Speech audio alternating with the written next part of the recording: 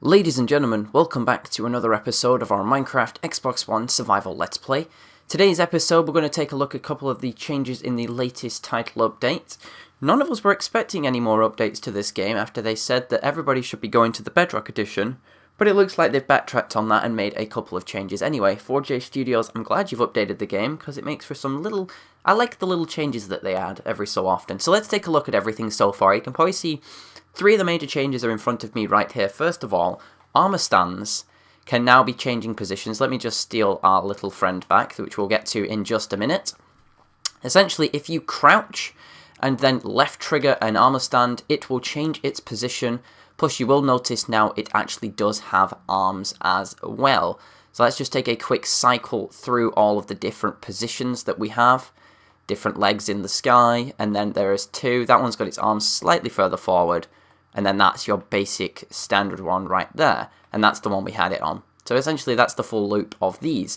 Next off we have dispensers, and they've had a little change with dispensers so that fireworks now fire out the direction the dispenser is facing. For example, we have one plain firework in here and the dispenser is facing this way. Previously the firework would have just come out and gone zoom, straight up in the sky. But as you can see, not anymore. But it doesn't explode though, it seems. I haven't seen one explode yet though, which is really weird. They seem to definitely shoot off in the direction, but then they seem to go through blocks. A little bit weird, but it's a nice positive change to the game.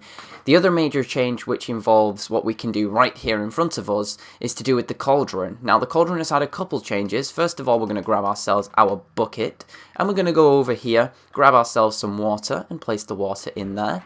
You'd be wondering, why are you placing water? We've all seen this before, but the water in a cauldron can now be dyed different colours. For example, we can dye it green, we could dye it orange, or we could just dye it green again. But as you'll notice, it's not the same. The mix of colours makes different coloured stuff. Now, as you know, the key thing with the Cauldron is it actually makes all the colours that are available to dye armour with. Essentially, when you dye armour, it changes colour ever so slightly. It's the same with the Cauldrons. The Cauldrons change colours ever so slightly depending on what you've done. So this is 2 green and 1 orange, but essentially if we click this, we get the pants in that colour.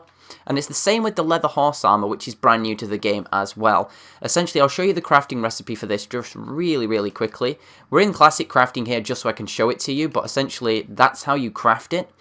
Now I will be wanting to switch back to normal crafting mode now that I have done that, because I don't like that version of the crafting. But it's a really easy way to spot how to build stuff as well. So let's grab ourselves some leather and just craft it. It's essentially, it's a set of pants, but it's also a H as well. So that's how you make a leather horse armor. It's better than having to find them in the world. Now, same again, you can dye the horse armor inside of a bucket. We could probably get rid of all of this water by dyeing different gear. But let's just break that bucket and we will, cauldron, sorry, and we will go again. But this time, the cauldron has now been changed so that you can put potions in them. So we're going to just fill this up with 3 strength potions here, and as you can see, I have a selection of arrows right here. As you can tell, I was testing it earlier with some swiftness arrows, but essentially, if we grab our arrows right here and we just left trigger on the cauldron itself, you'll notice it takes up a portion of the cauldron and then gets rid of all of, essentially up to the stack. You could dye an entire stack in one go with the full effect of one of these tipped arrows. Aha! Really easy way to make tipped arrows this, I think, especially when you don't need the dragon's breath to make that lingering potion effect that I think you used to use. But yeah, they're a little bit strange, but that's a much easier way of crafting these. And obviously, that is everything here that was essentially what we can do in front of us, but there's also a couple of other changes. There's one been made to the Wither boss fight. Essentially, it now spawns Wither skeletons at the halfway stage in the fight. It has a new death and birth animation. It also has a change to its charge attack, and it no longer regenerates health, which I think is really useful, especially if the player is going to be fighting something that's a little bit tougher with Wither skeletons around it. The other change involves villages in the world generation, essentially. World generation has 2 new types of trees.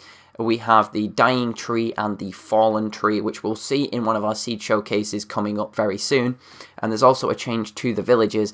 Ice plains and the cold tiger biomes are now getting villages, But the ice plains, I think, does not have anything to generate food on, though. I think they made that very clear in their content update.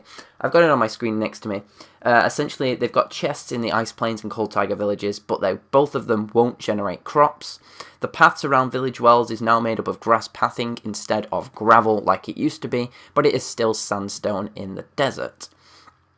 And the other change, obviously, is to the Tumble Arenas. They've added a new festive one. We've got a Norse mythology mashup pack coming, and we also have baby zombies can now ride on any mob in the game.